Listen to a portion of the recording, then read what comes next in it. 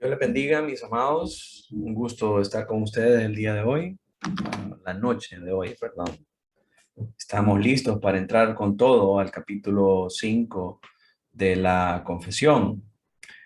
Antes de comenzar, y en lo que se conectan los demás hermanos, vamos a orar al Señor para pedirle que Él bendiga nuestro tiempo juntos. Así que acompáñenme a orar en esta noche. Amantísimo Dios, Padre Celestial, te damos gracias en esta noche por la oportunidad que nos das de venir nuevamente delante de ti, Señor, dándote gracias y alabándote, Señor, por todas tus obras de creación y providencia, Señor. Padre, queremos en esta noche entender tu doctrina, entender, Señor, la enseñanza de nuestra confesión acerca de las cosas que pasan en el curso de nuestra historia, entre este momento en el que nos tocó a nosotros vivir y el momento que todos esperamos, Señor, por tanto tiempo, por tantas generaciones, la gloriosa venida de el Señor Jesucristo para juzgar a este mundo malvado, destruirlo, Señor, hacer un mundo nuevo y llevarnos a nosotros juntamente con Él. Te pedimos, Señor, que en esta noche nos ilumines nuestro entendimiento, que abras nuestros oídos, que abras nuestros corazones para que podamos recibir, Señor, esta enseñanza de una manera gozosa, Señor, de una manera provechosa, que podamos aplicar para nosotros y que podamos entender, Señor, la manera en cómo tú obras en cada una de nuestras vidas y que al recibir, Señor, este conocimiento de tu palabra, podamos ser guardados, podamos ser afirmados en la fe, Señor, y podamos vivir nuestras vidas de una manera expectante ante ese, ese día de redención que ha de venir, Señor.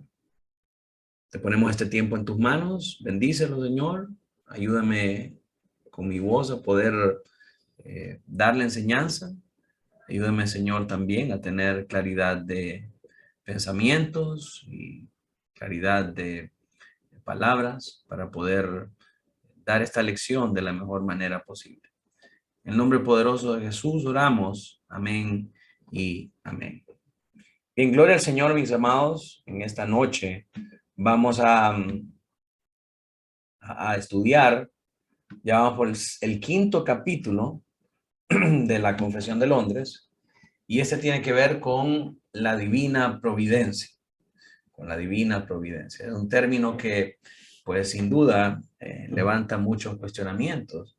¿Qué es divina providencia? ¿Qué nos referimos cuando estamos hablando acerca de la divina providencia? Y a manera de introducción, vamos a decir que la doctrina de la providencia, como se va a desarrollar en este capítulo, se desarrolla estrechamente con la doctrina del decreto que vimos en el capítulo 3. Entonces van a ver que van a surgir nuevamente términos y cosas de las que ya hablamos.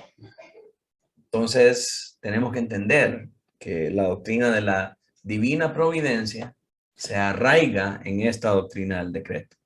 El decreto viene a ser como un patrón o un plan, y la providencia se lleva a cabo según ese patrón o plan que va guiando el curso de la providencia en la historia. Mientras el decreto se lleva a cabo en la eternidad, o sea, es algo que Dios decretó o estableció en la eternidad, la providencia tiene que ver con este lado de la historia redentiva, porque la providencia sucede en la historia de la redención de la humanidad. Y por motivo de que ya estudiamos el decreto, no vamos a volver otra vez a estudiar las causas primarias y las causas secundarias, el decreto, la voluntad secretiva de Dios y la voluntad decretiva y todas esas cosas. Vamos a centrarnos en el estudio de la relación que hay entre la providencia y el uso de los medios que Dios usa para manifestar su providencia y el cuidado de la iglesia. Así que antes de comenzar en materia a ver lo que dice la confesión, tenemos que definir a qué nos referimos con divina providencia. Y para poder definir apropiadamente o definir de una manera teológica el término de la divina providencia, es necesario que nosotros nos volteemos al catecismo, porque el catecismo nos ayuda a nosotros a articular de una manera clara, de una manera bíblica y de una manera entendible todos estos términos teológicos que de alguna manera nos causan algún conflicto o alguna confusión. Pero cuando los vemos expuestos con tal claridad, se vuelve para nosotros fácil saber de qué es lo que está hablando la confesión cuando usa estos términos. ¿Qué es la divina providencia o las obras de la providencia de Dios? Quiero que lleve una imagen mental de lo que hemos estudiado hasta ahorita en la confesión, porque los primeros 6 capítulos de la confesión tienen que ver con el fundamento de la fe, con los pilares fundamentales de la doctrina. Y hasta ahorita hemos visto, en primer lugar, por ejemplo, las escrituras. Hermanos, las escrituras tienen que ser lo primero que nosotros estudiemos, porque si no estamos de acuerdo en cómo entendemos las escrituras y qué son las escrituras, todo lo demás que vayamos a enseñar va a ser pura conjetura y no vamos a estar de acuerdo. Pero si nosotros estamos de acuerdo en que la escritura es la única regla de fe infalible, entonces nosotros podemos sobre esa base edificar las otras doctrinas que de ella extraemos. Entonces, a la luz de eso, la siguiente doctrina importante que vimos es la doctrina de la Trinidad, contestando la pregunta, ¿qué es Dios? ¿Cómo se compone Dios? ¿Cuántas personas hay en la divinidad? Entonces, ahí estudiamos la Trinidad para saber quién era Dios y la función de estas 3 personas para lo que va a acontecer después de que entendemos a Dios, pero no el Dios que nos pinta el mundo o el Dios de nuestra imaginación, sino que el Dios de las Escrituras, el único Dios vivo y verdadero, porque ese es el que nos interesa entender. ¿Cómo lo entiende la gente allá afuera? No es de nuestra incumbencia. Nuestro negocio es entender el Dios de las Escrituras.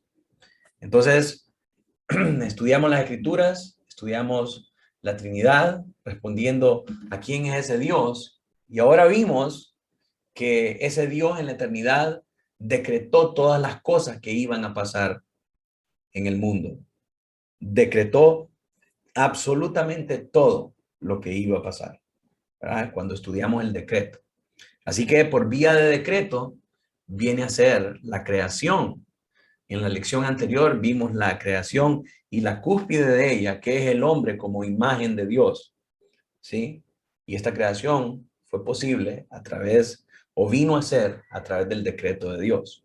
Así que ahora vamos a pasar a la segunda consecuencia del decreto de Dios, que es la providencia. La providencia. Ya vamos a ver qué significa ese término, ¿verdad? Entonces, cuando nosotros llevamos el hilo de lo que estamos estudiando en la confesión, nos damos cuenta de que cada una de estas lecciones es consecuente y nos va ampliando cada vez más el panorama de este Dios que nos muestra las Escrituras y cómo Dios obra en la creación y cómo ese decreto que Dios estableció desde un principio se va ejecutando y ahora que hay una creación y en el curso de la historia. Entonces, la, el catecismo nos lleva a nosotros a hacernos varias preguntas y vamos a repasar 3 conceptos importantes que nos van a ayudar a entender o a definir esta palabra de divina providencia. No, les dije, no vamos a ir de nuevo al estudio del decreto de Dios porque ya lo estudiamos, pero sí vamos a repasar sus definiciones a partir del catecismo, porque el catecismo nos ayuda a clarificar todo esto. La pregunta 11 del Catecismo Bautista dice, ¿cuáles son los decretos de Dios?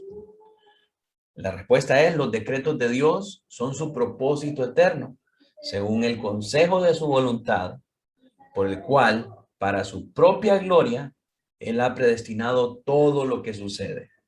¿Verdad? El decreto de Dios es aquel propósito que Él tuvo en la eternidad, según su propia voluntad para llevar a cabo su propia gloria, y él predestinó todas las cosas que iban a pasar a través de ese decreto. La pregunta número 12 dice, ¿cómo ejecuta Dios esos decretos?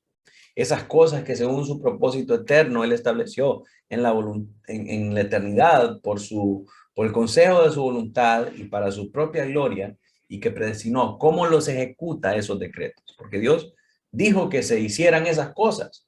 Entonces, ¿cómo se materializaron esos decretos? La respuesta, Dios ejecuta sus decretos en las obras de la creación y providencia. Dios dijo, hágase la luz.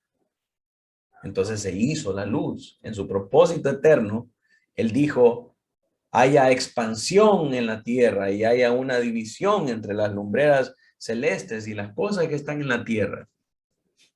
Y entonces, a través de la obra de la creación, se fue manifestando el decreto de Dios. Y la segunda manera en la que Dios manifiesta sus decretos, o en la que Dios ejecuta sus decretos, es a través de la providencia.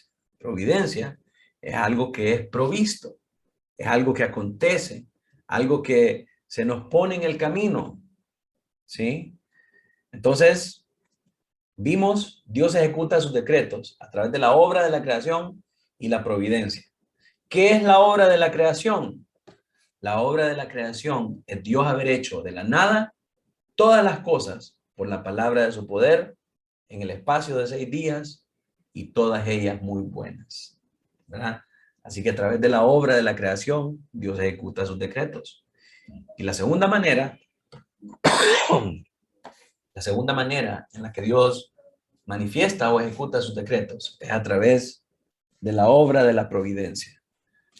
¿Cuáles son las obras de la providencia? Dice el catecismo. Las obras de la providencia de Dios son sus más santas, sabias y poderosas obras, por las cuales Él preserva su soberanía sobre todas sus criaturas y todas las acciones de ellas. ¿Sí? Las obras de la providencia son todas las cosas que pasan debajo del cielo, ¿verdad? Sobre las cuales se manifiesta la soberanía de Dios sobre sus criaturas y sobre cada una de las acciones de ellas. Entonces, ya con esa definición en mente, que las obras de las obras de la providencia son sus más santas, sabias y poderosas, por medio de las cuales Él preserva su soberanía sobre sus criaturas y las acciones de ellas.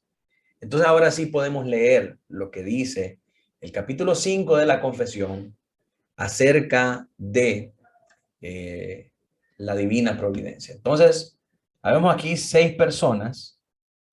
Voy a pedirle a cada uno que lea un artículo de la confesión, un párrafo de la confesión. Vamos a comenzar con Aline, con el párrafo 1, hermana Lisette, con el párrafo 2, hermano Noé, con el párrafo 3, hermana Laura, no sé si estará por ahí.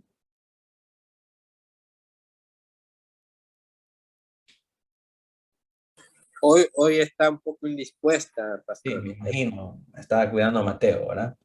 Sí. Bueno, entonces mi esposa me ayuda con el párrafo 4, Robert me ayuda con el párrafo 5, y luego yo termino leyendo los párrafos 6 y 7. Entonces, comienza Aline con el párrafo 1. De la divina providencia. Dios, el buen creador de todo, en su infinito poder y sabiduría, sostiene, dirige, dispone y gobierna todas las criaturas y cosas, desde la mayor hasta la más pequeña, por su sapientísima y santísima providencia, con el fin para el cual fueron creadas, según su presciencia infalible y el libre e inmutable consejo de su propia voluntad, para la alabanza de la gloria de su sabiduría, poder, justicia, infinita bondad y misericordia. Hermana Lisette.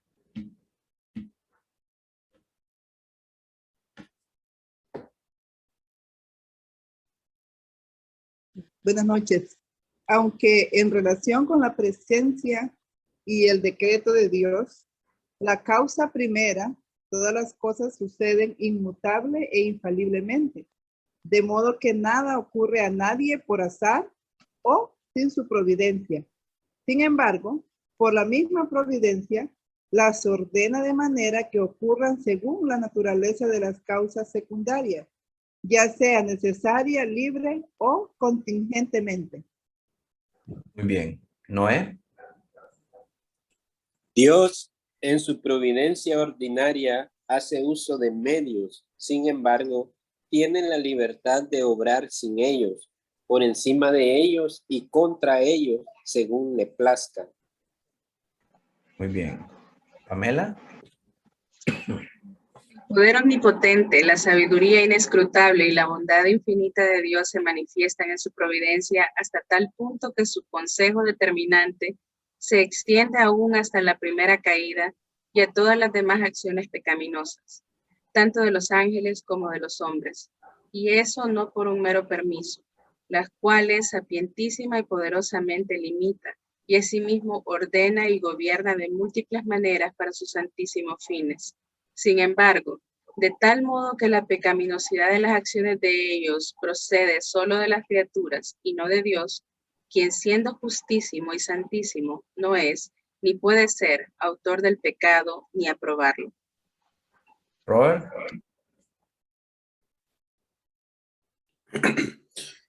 El Dios sapientísimo, justísimo y clementísimo a menudo deja por algún tiempo a sus propios hijos en diversas tentaciones y en las corrupciones de sus propios corazones, a fin de disciplinarlos por sus pecados anteriores o para revelarles la fuerza oculta de la corrupción y del engaño de sus corazones, para que sean humillados y para llevarlos a una dependencia de Él más íntima y constante para su apoyo en Él y para hacerlos más vigilantes contra todas las ocasiones futuras de pecado y para otros fines santos y justos.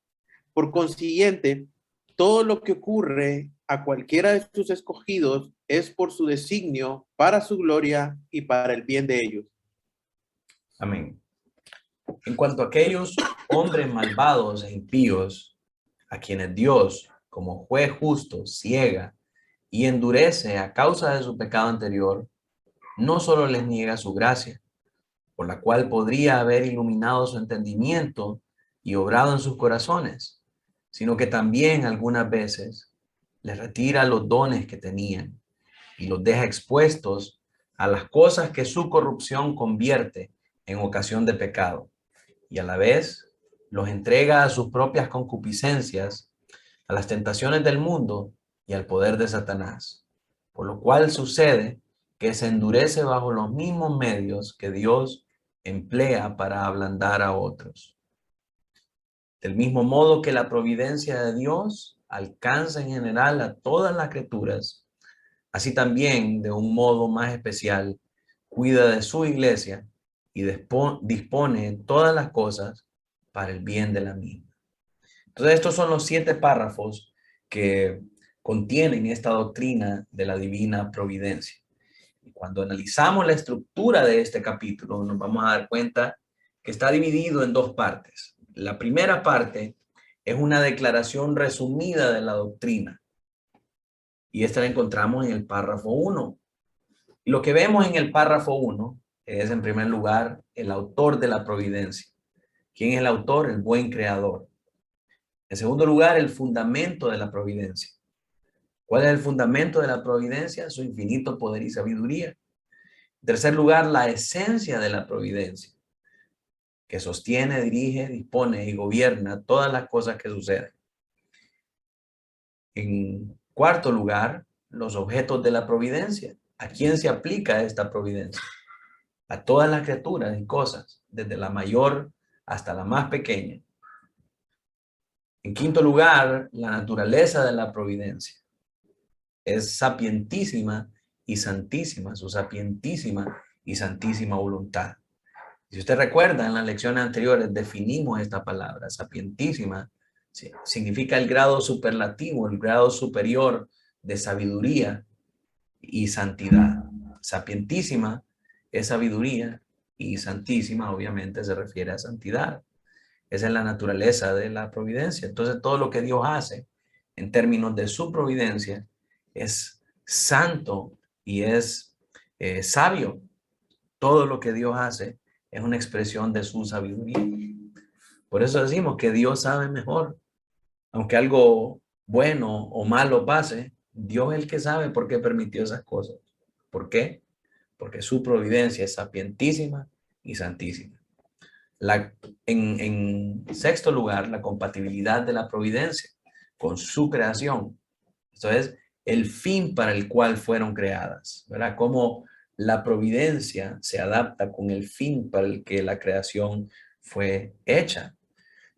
En séptimo lugar, las causas determinantes de la providencia de Dios. Y estas son dos. La primera, la mente de Dios, cuando habla de su presencia infalible. Esa es un conocimiento anterior a todo conocimiento y un conocimiento que es perfecto y no es capaz de error ni de falibilidad, es decir, ni de fallas.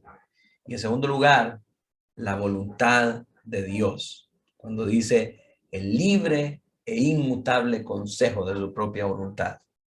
Libre porque no hay nada que lo determine, Él es la causa primera de todas las cosas, e inmutable porque no puede cambiar, en Él no hay sombra de variación, nos dice Santiago. Su consejo obedece a su propia voluntad. Dios está en los cielos y ha hecho lo que Él quiso, dice el Salmo, ¿verdad? Entonces, la segunda causa determinante de la providencia de Dios es su propia voluntad. Y en octavo lugar, la meta de la providencia. Dice que es para la alabanza de su gloria. La segunda parte, si ustedes notan, solamente es un párrafo, el primer párrafo.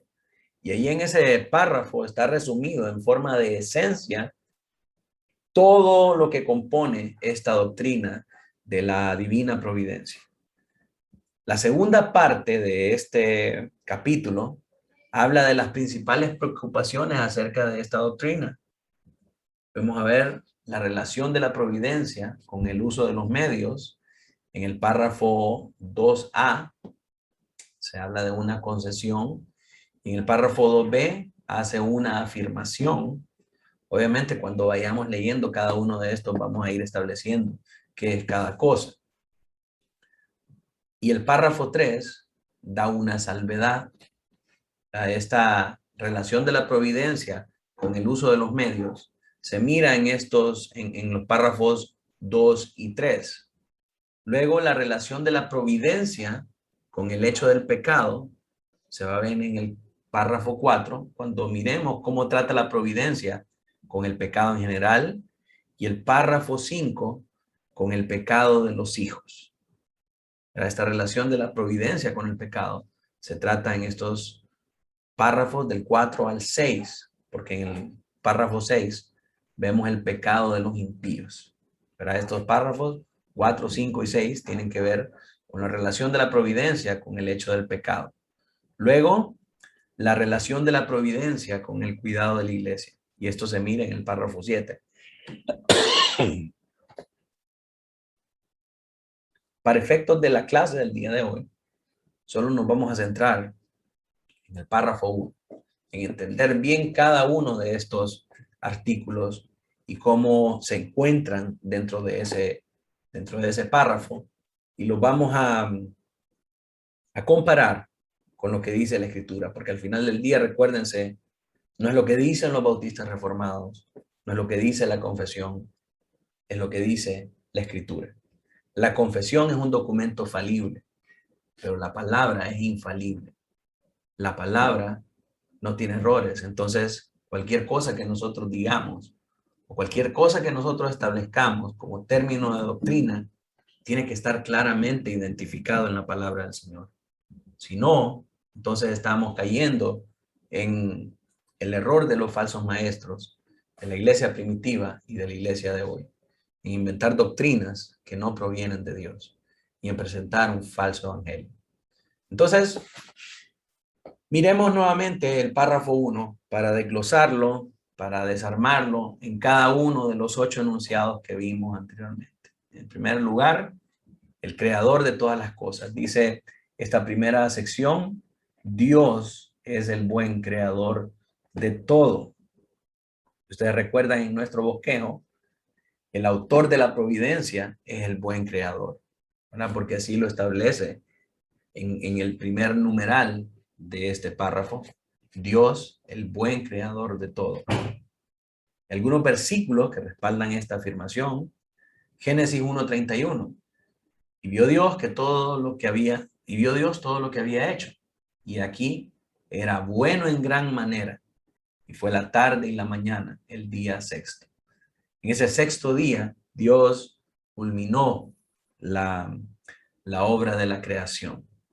Pero ahí en estos 6 días, todo lo que Él creó, Él dijo era bueno, y no solamente bueno, sino que era bueno en gran manera. Por lo tanto, Dios es un buen creador. En Génesis 2:18 dice, y dijo Jehová Dios, no es bueno que el hombre esté solo. Que el hombre esté solo no era una obra buena.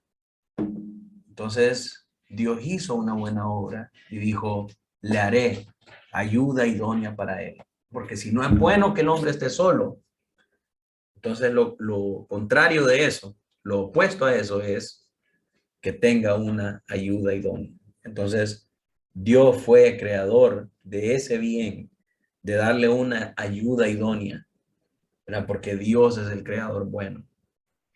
Y el Salmo 119:18, perdón, antes de pasar al Salmo, solamente una aportación a la luz de el imaginario social que prevalece actualmente en contra del matrimonio. Como el mundo se encarga de despotricar y de desprestigiar el designio de Dios para el matrimonio. Dios mira el matrimonio como algo bueno, mientras que el mundo dicen es mejor no casarse, es mejor estar en unión libre, es mejor probar con todas y quedarse soltero. Esa es la sabiduría del mundo.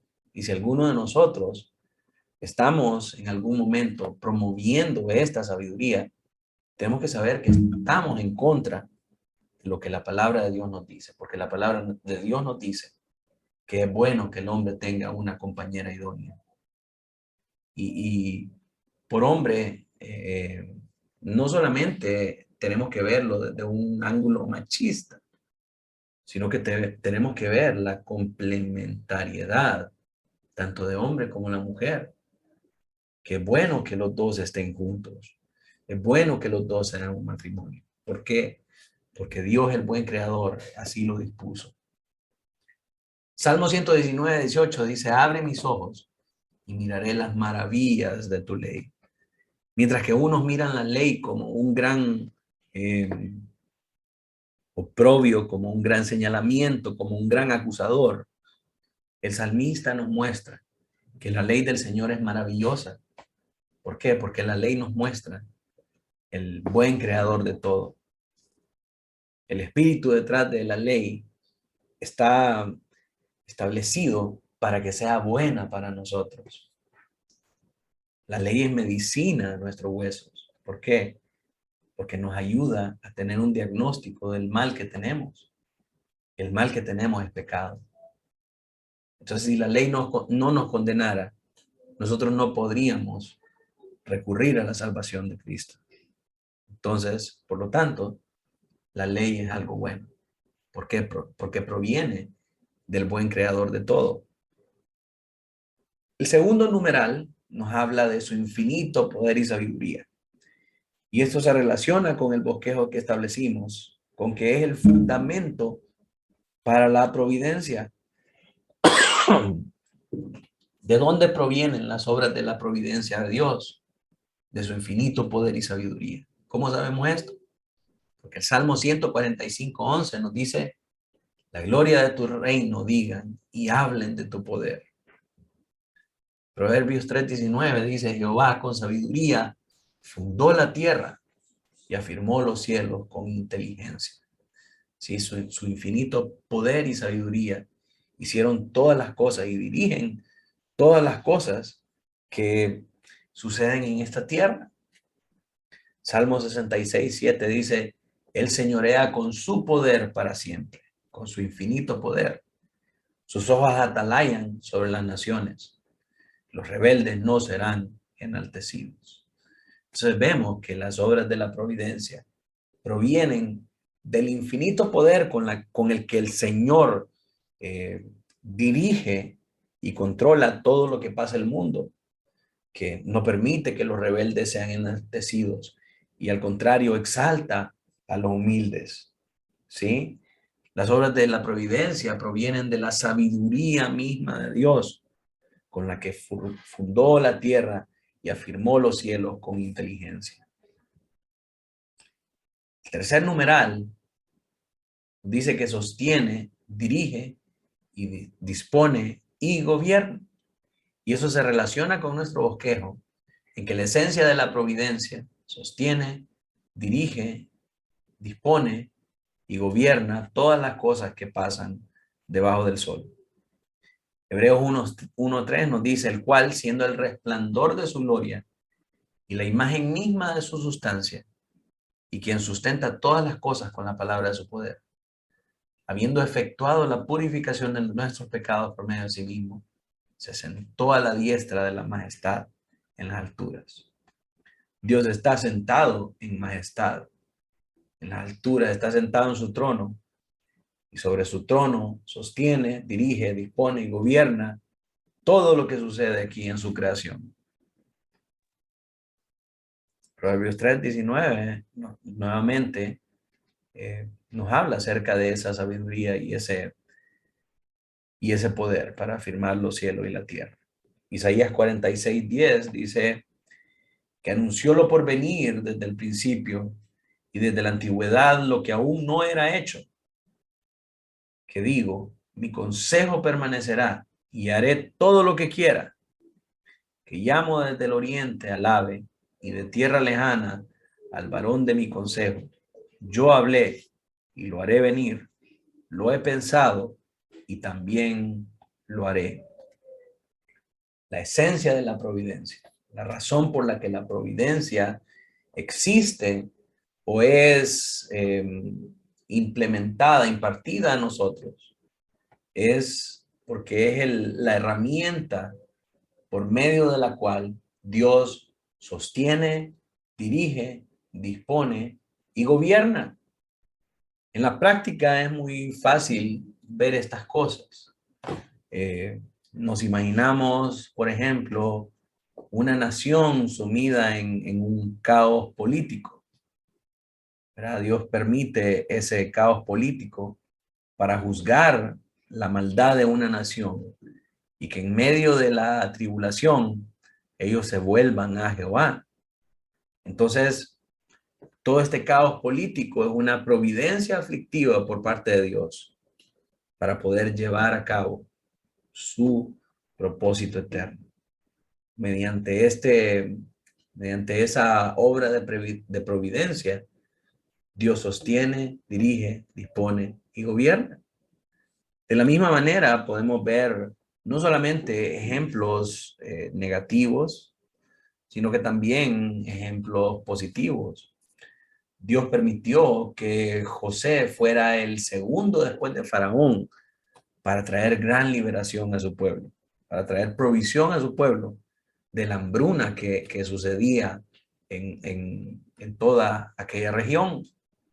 Pero antes de eso, la providencia de Dios permitió que José fuera vendido por sus hermanos para que José pudiera llegar a el palacio de Faraón. Aunque tuvo que estar en la cárcel, también fue una obra de la providencia de Dios. Aunque fue llevado a la casa de Potifar y la esposa de Potifar quiso abusar de él, todo eso son obras de la providencia de Dios, por las cuales Dios sostiene, dirige, dispone y gobierna. El cuarto numeral dice, a todas las criaturas y cosas desde la mayor hasta la más pequeña. En relación a nuestro bosquejo, esto nos habla acerca de los objetos de la providencia. ¿A quién se aplica la providencia? ¿Solo a los redimidos? ¿Solo a los que son parte de su cuerpo? Los objetos de la providencia son todas las criaturas y cosas, desde la mayor hasta la más pequeña. Y encontramos respaldo a esta afirmación en la palabra, en los versos de Mateo 10, del 29 al 31. Dice Jesús, palabras del Señor Jesucristo: no se venden dos pajarillos por un cuarto. Con todo, ni uno de ellos cae a tierra sin vuestro Padre. Pues aún vuestros cabellos están todos contados. Así que no temáis, pues más valéis vosotros que muchos pajarillos. Aquí hay tres elementos que son objetos de la providencia de Dios. Los pajarillos en la naturaleza, los cabellos de nuestra cabeza y nosotros mismos. ¿Sí? Dios tiene el control sobre todas estas cosas. Pero las cosas de la naturaleza, que son parte de las obras de la creación, sobre cada cosa en nuestra vida y sobre nosotros mismos. ¿Quiénes son los objetos de la providencia de Dios? Todas las criaturas y todas las cosas. Hay quienes dicen Dios no tiene nada que ver con las cosas materiales. Claro que sí. Son medios que Él usa para llevar a cabo su providencia.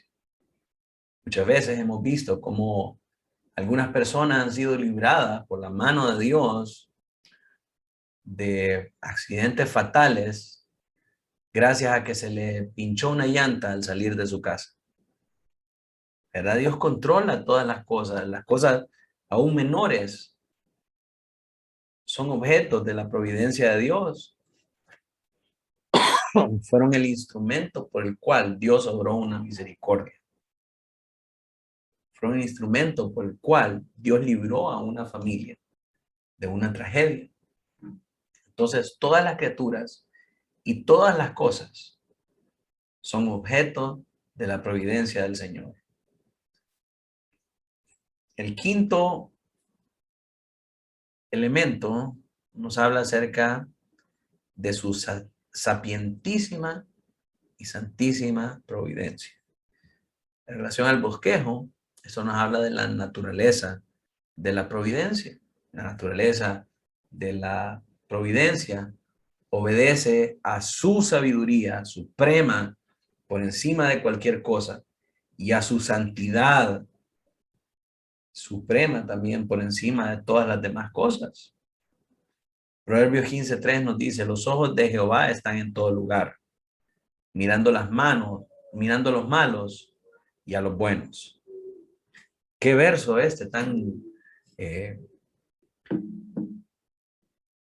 tan confrontativo y tan revelador. Porque si Dios está mirando en todo lugar, si los ojos de Jehová están en todo lugar y mira a los malos y a los buenos, ¿de qué manera tenemos nosotros que actuar? ¿Sí? ¿Y cómo puede ser que Jehová está en todo lugar? Por su sabiduría, por su omnipresencia, por su omnisciencia, por su omnipotencia. Él conoce todas las cosas, Él está en todo lugar y mira los buenos y mira los malos. Entonces, por esa capacidad, por esa santidad por la cual desecha las cosas que son contrarias a su propósito, a su voluntad, Él ejecuta las obras de la providencia. Salmo 104:24 dice: cuán innumerables son tus obras, oh Jehová. Hiciste todas ellas con sabiduría y la tierra está llena de tus beneficios. A veces nosotros nos encontramos con alguna providencia aflictiva y principalmente con las providencias aflictivas. Y nos llegamos a cuestionar, ¿por qué suceden estas cosas? ¿Por qué Dios no hace nada? Justamente ahora comentábamos en la tarde con mi esposa la terrible situación de una niñita de 16 años que fue violada en una posta policial. Y decíamos, ¿por qué Dios permite estas cosas? ¿Por qué Dios no hace nada? Si Dios quisiera, Él pudiera hacer algo, Él pudiera intervenir, pudiera castigar a estos malvados y pudiera prevenir que esa pobre muchacha tuviera que pasar por esa traumática experiencia. Y a pesar de que nosotros tenemos mil y un maneras en la que un evento desafortunado como ese pudiera ser disuadido o pudiera ser detenido, no podemos ver las cosas como Dios las mira. Y no podemos entender las cosas como Dios las mira. Porque la sabiduría de Dios es eterna y es sin límite. Y Dios está viendo las cosas que nosotros no estamos viendo. Y cuando permite estas cosas por su providencia, es con un propósito. Tenemos que saber y tenemos que estar seguros, porque su palabra así lo dice, de que Él es el autor de toda cosa buena y que todas las cosas que suceden obedecen a su sabiduría y a su santidad. Y aunque las cosas parezcan malas de este lado de la naturaleza, ciertamente en la eternidad tienen una trascendencia que va más allá de nuestro propio raciocinio. Es muy fácil decirlo cuando no somos nosotros los que tenemos que pasar por esas cosas. Pero si somos sus discípulos, la palabra de Romanos, creo que es 8:28, donde dice, todas las cosas ayudan para bien a los que le aman. Y no solamente a los que le aman, porque cualquiera puede decir, ay no, yo amo a mi Diosito es todo para mí. Pero no solamente es lo que lo aman, porque la gente del mundo puede decir que ama a Dios, pero Romanos va más allá y nos dice que también, conforme a lo que su propósito, son llamados. Sí, es Romanos 8:28. Sabemos que a los que aman a Dios, todas las cosas les ayudan a bien. Esto es, a los que conforme a su propósito son llamados. Entonces tenemos que saber que aunque pasemos por tribulaciones y angustias y cosas que no tienen sentido, todas estas cosas obedecen a la providencia de Dios. Y la providencia de Dios, en su naturaleza, es sapientísima y santísima. Como dice Pablo a los Corintios, lo insensato de Dios es más sabio que los hombres. Lo necio de Dios es más sabio que los hombres. Creo que así dice. Déjenme buscar ese verso.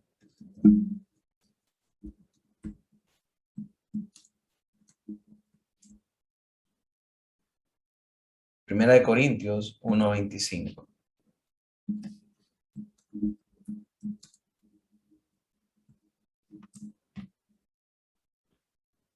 Déjenme compartirlo acá para que lo leamos juntos.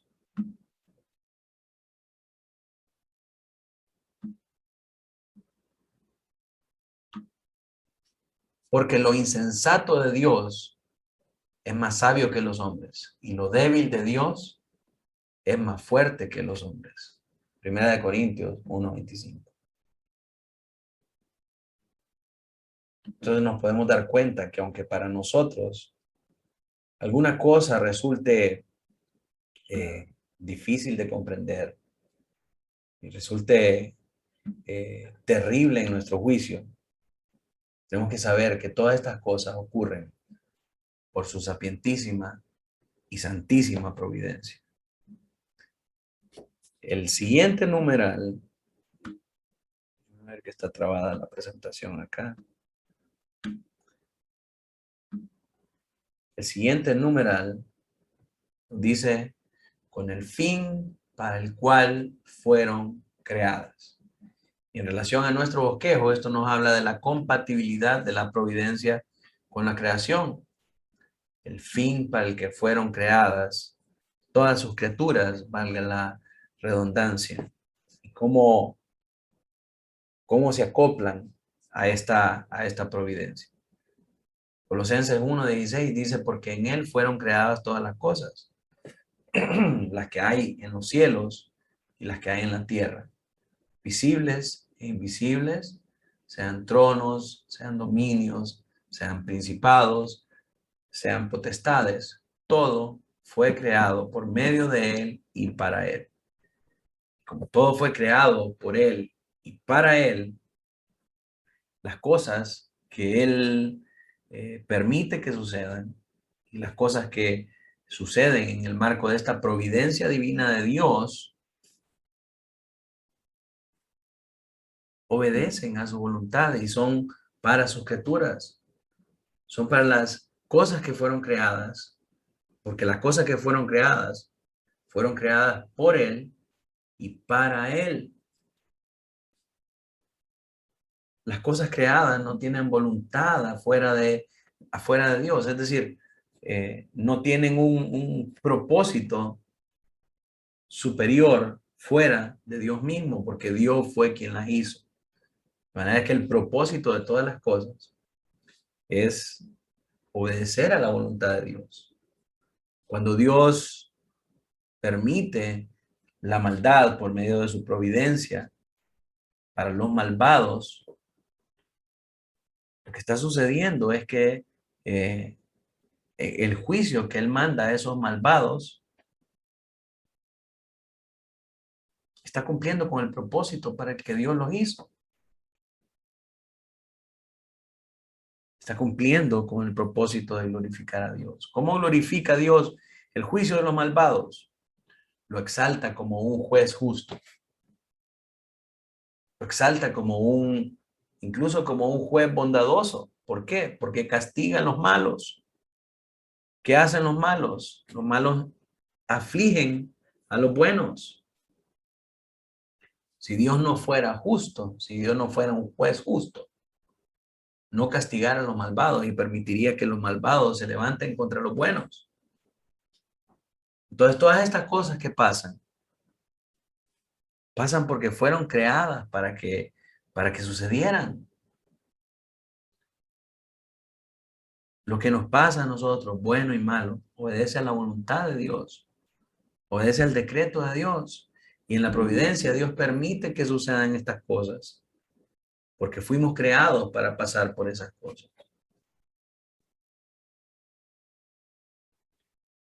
Israel en la antigüedad fue creado para ir a Egipto, para vivir en Egipto 400 años de esclavitud, para salir de Egipto y ver las maravillas del Señor, para pasar 40 años en el desierto y recibir la ley de Dios y el pacto de Dios con ellos, y para llegar a Canaán nuevamente y tomar esa tierra para ellos.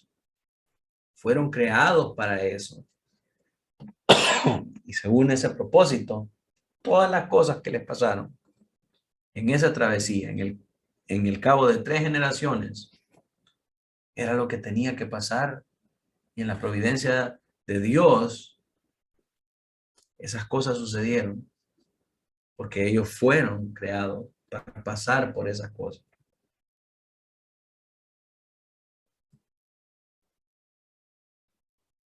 El séptimo enunciado nos dice, según su presciencia infalible. La presciencia es ese conocimiento anterior, ese conocimiento que Dios tenía en la eternidad antes de cualquier cosa.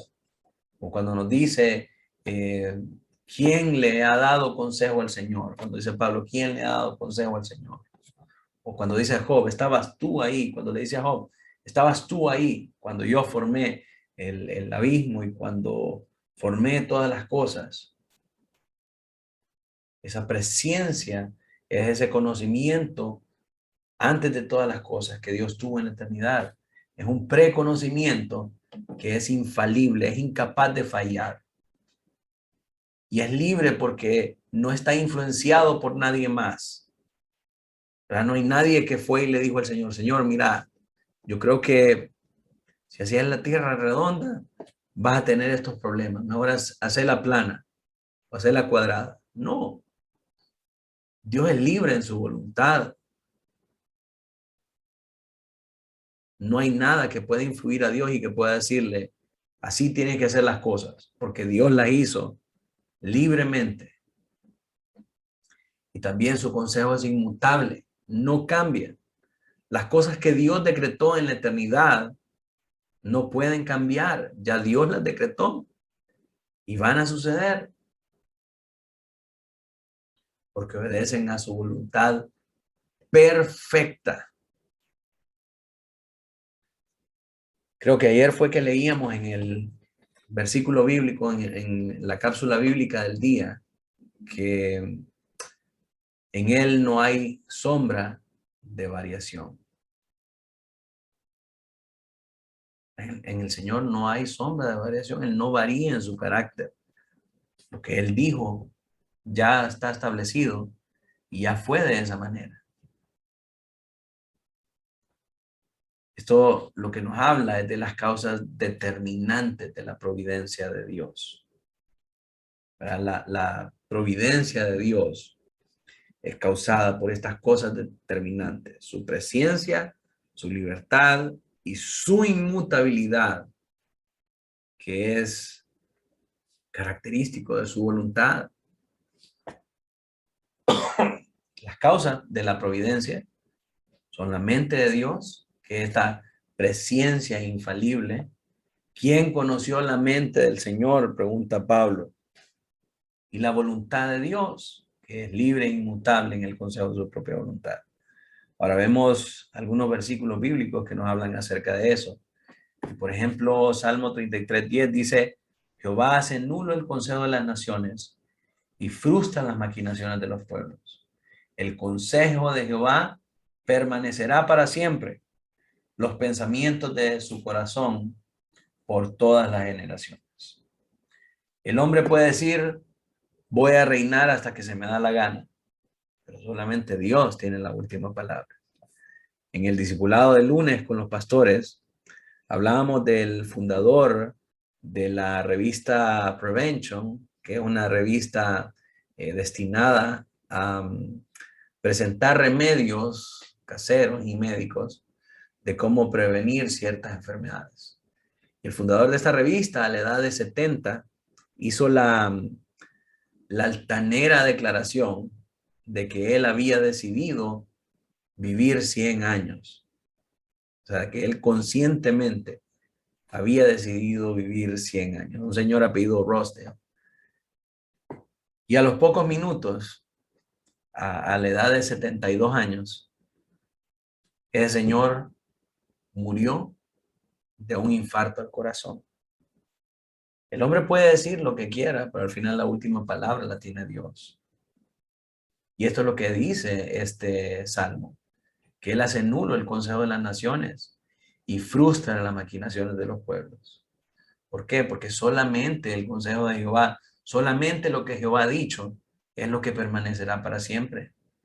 Y los pensamientos de su corazón prevalecerán por todas las generaciones. Efesios 1:11 dice: en él asimismo tuvimos herencia, habiendo sido predestinados conforme al propósito del que hace todas las cosas según el designio de su voluntad. Él hace todo lo que él quiere según su voluntad y ha tenido bien darnos una herencia porque fuimos predestinados para ese propósito. Y en el transcurso de nuestra vida, mis hermanos, todo lo que nos pasa, bueno o malo, obedece a esa providencia de Dios. Estas cosas son la providencia de Dios, es lo que Dios ha provisto. Y esta providencia a su vez proviene de la mente de Dios, lo que Dios pensó para nosotros y su voluntad para nosotros. Y aunque nosotros no lo entendamos, no tenemos que entenderlo. Tenemos que saber que es la voluntad de Dios actuando en nuestra vida a través de su divina providencia. El siguiente enunciado nos dice, para alabanza de la gloria de su sabiduría, poder, justicia, infinita bondad y misericordia. Y esto nos habla de la meta de la providencia. ¿Por qué suceden estas cosas? Para que la sabiduría, el poder, la justicia, la infinita bondad y la misericordia de Jehová puedan ser desplegadas a la creación. La meta de la providencia es la alabanza de la gloria del Señor. Isaías 63:14. El Espíritu de Jehová los pastoreó como una bestia que desciende al valle. Así pastoreaste a tu pueblo para hacerte nombre glorioso. Y aunque en el descenso de el monte al valle hay muchos enemigos y hay muchas providencias aflictivas, al final, cuando el rebaño llega a pastos verdes y es apacentado, la gloria de Dios puede ser manifiesta, aún a pesar de las vicisitudes que hayamos encontrado en el camino. El problema con nosotros es que valoramos más las cosas a este lado de la eternidad que las cosas allá en la vida que nos espera con Cristo Jesús. Para muchos cristianos lo peor que les podría pasar es la muerte. Sin embargo, mis hermanos, lo mejor que nos puede pasar a nosotros es la muerte. Por favor, escúchenme con oídos circuncidados, porque no estoy promoviendo el suicidio en ninguna manera, ni estoy promoviendo la muerte. Si usted tiene una oportunidad de elegir, está en una cama de un hospital y le dice el doctor, tenemos que operarte si no te morís. Por favor, escoja la vida, escoja vivir. Porque sería negligente de su parte despreciar el tiempo de vida que le da Dios como regalo en esta realidad, en este momento. Entonces, el saber que para nosotros es mejor estar con Cristo no nos da derecho a ser negligentes con nuestra existencia, con nuestra vida, con nuestro cuerpo. Pero lo único es que debemos atesorar más las cosas de la eternidad futura que las cosas de este mundo decadente. Y cuando nosotros vivimos añorando y expectando las cosas del futuro, no importa qué nos pueda hacer este mundo acá. No importa si la providencia aflictiva, si la providencia es aflictiva o es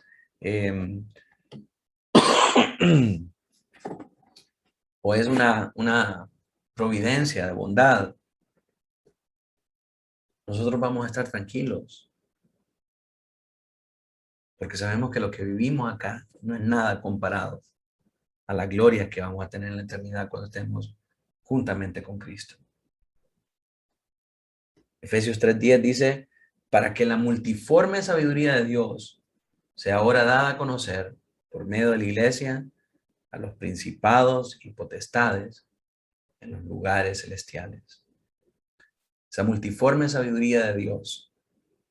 Multiforme porque tiene muchas formas.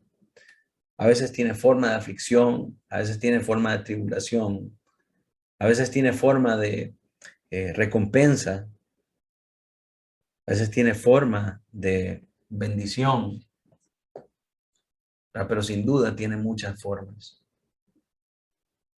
Esa multiforme sabiduría de Dios es dada a conocer a través de su divina providencia. Romanos 9:17 dice, porque la Escritura dice a Faraón, para esto mismo te he levantado, para mostrar mi poder y para que mi nombre sea anunciado por toda la tierra. A través de su providencia, Dios levanta a Faraón.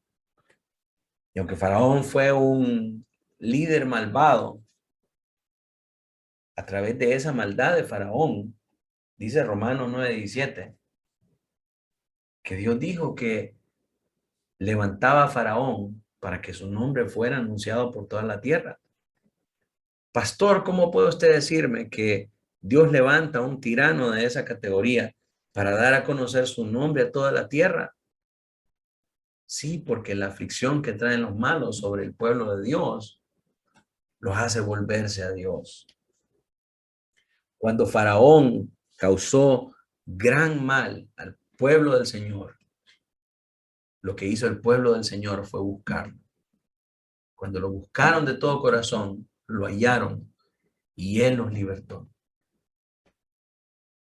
¿Sí? La providencia que el Señor utilizó para llevar a cabo su plan redentivo con Israel, en ese momento en particular fue Faraón.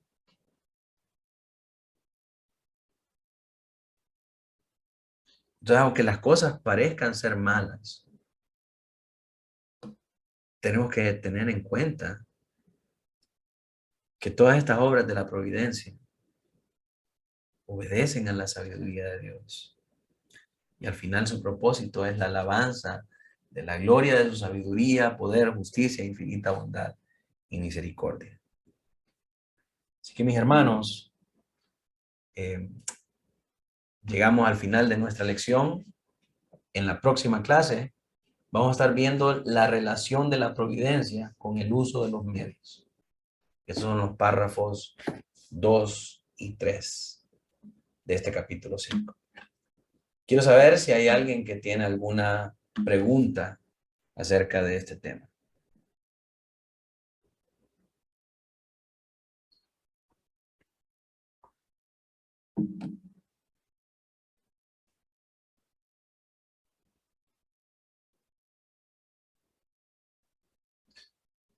Bien, si no hay preguntas, entonces terminamos con una oración. A ver. Roberto dice aquí. Robert. Robert, ¿tiene una pregunta? Sí, permítame, pastor, que me sale el niño.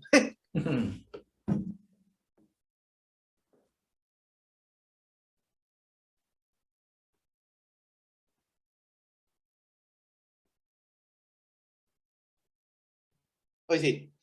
Ok. Pastor, cuando usted expuso los versículos de la Escritura donde decía de que toda la creación fue hecha por Él y para Él, Colosenses, si no me equivoco, cabe la pregunta siguiente, amarrando ahí con lo primero que hablamos, ¿verdad? Acerca de que la providencia del Señor y la creación y cómo es la ejecución de sus planes. La pregunta es la siguiente. Cristo, el Señor, esto surge a raíz de lo que he aprendido en el curso. Cristo como ejecutor, como accionador de las cosas, ¿verdad? O sea, hay roles establecidos, Dios Padre, Dios Hijo y Dios Espíritu Santo, en el cual Dios Padre presenta el plan, ¿verdad? Y Cristo lo ejecuta, ¿verdad? De manera en que todo es hecho. Pero según la confesión, ¿verdad? Permítame.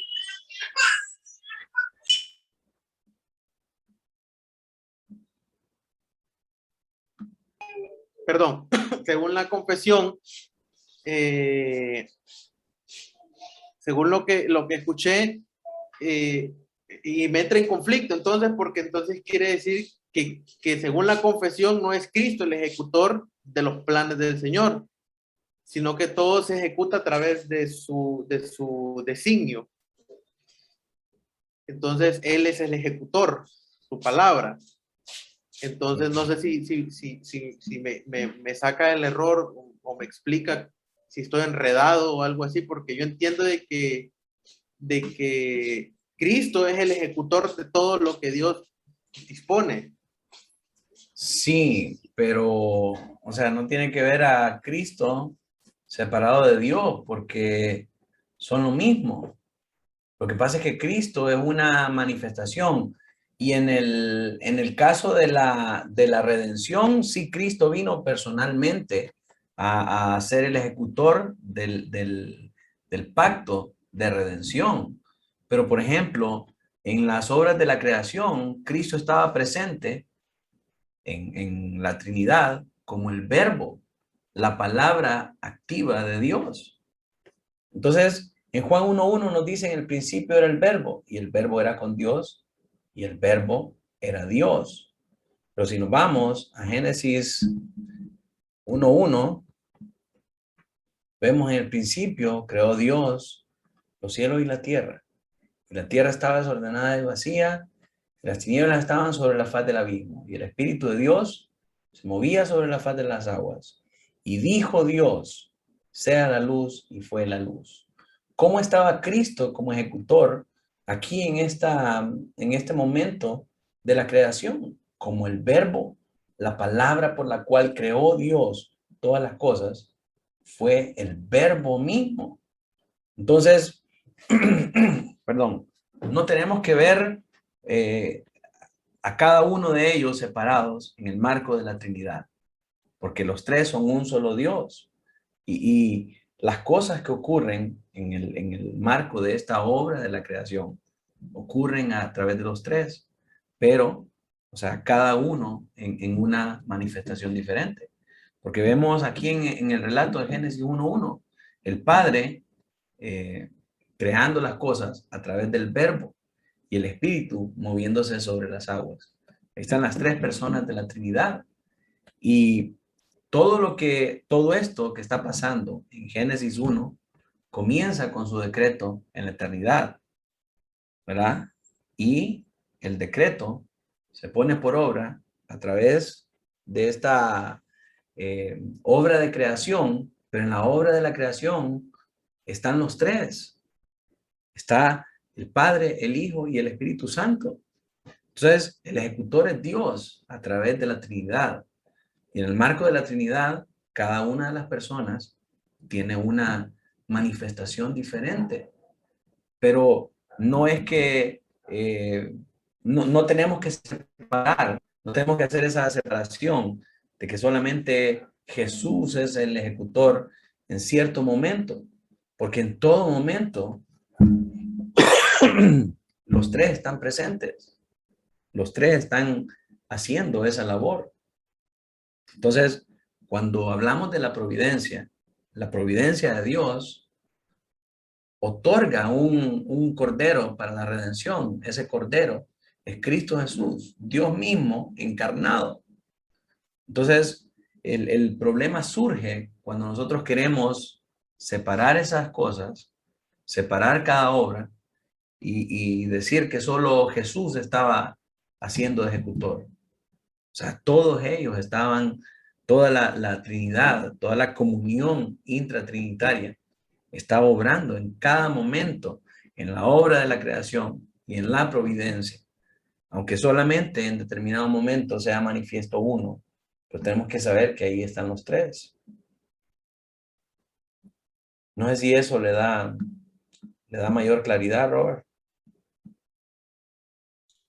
Sí, no, yo realmente entiendo ese punto, ¿verdad? Que los tres desde el principio están activos, ¿verdad? Ellos desde el principio están ahí, ¿verdad? Pero, como les digo,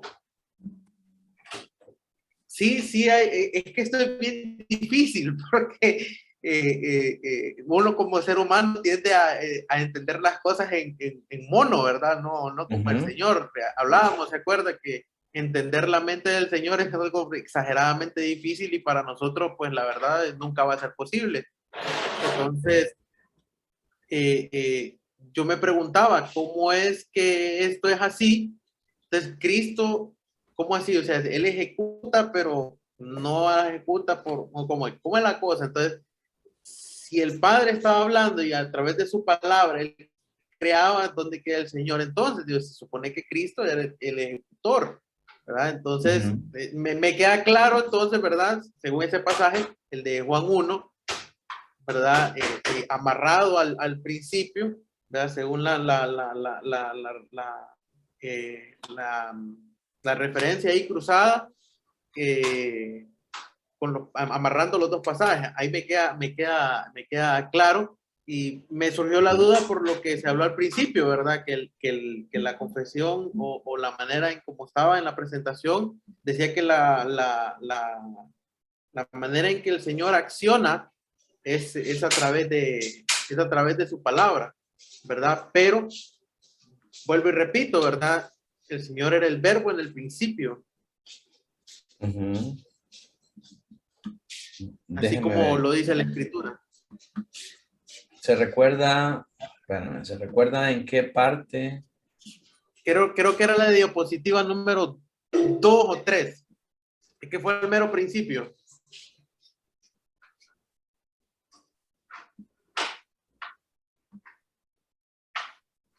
Vamos a ver.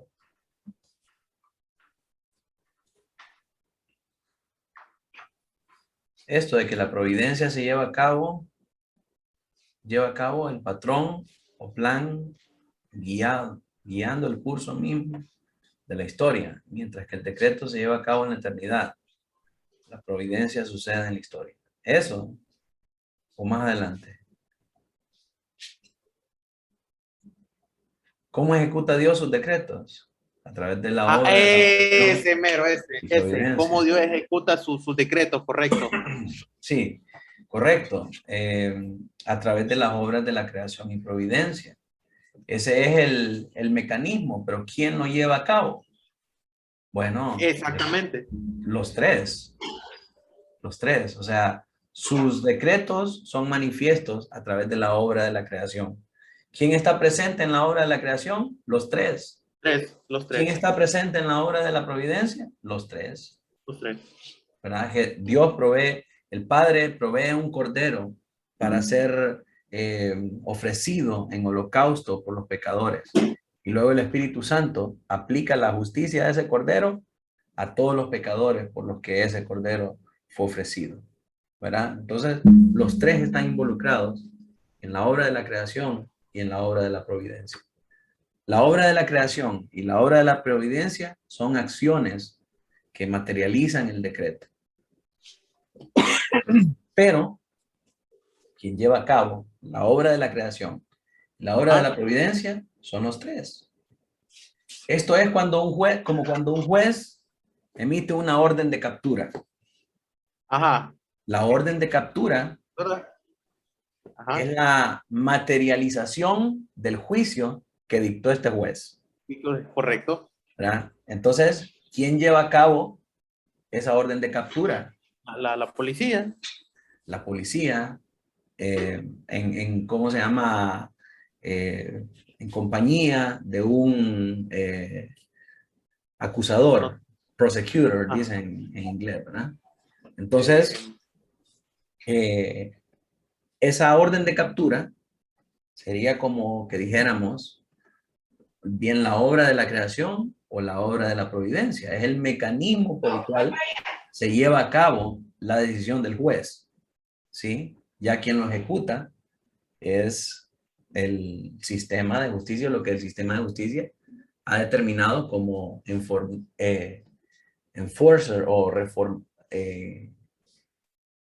enforzador de la ley. No sé si es una palabra tampoco, pero ese es el concepto, el que aplica la ley. Entonces, tenemos que ver la obra de la creación y la obra de providencia como esos mecanismos que utiliza Dios para cumplir sus decretos. ¿Y a quién los cumple? Los tres, ¿verdad? La Trinidad está involucrada en llevar a cabo las obras de la creación y las obras de la providencia.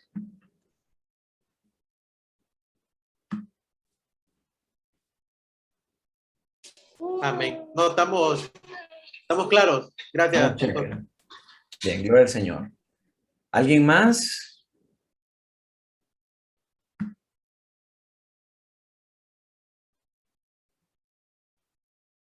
Si no, pues oramos al Señor. Quiero pedirle, vamos a ver quién está por aquí.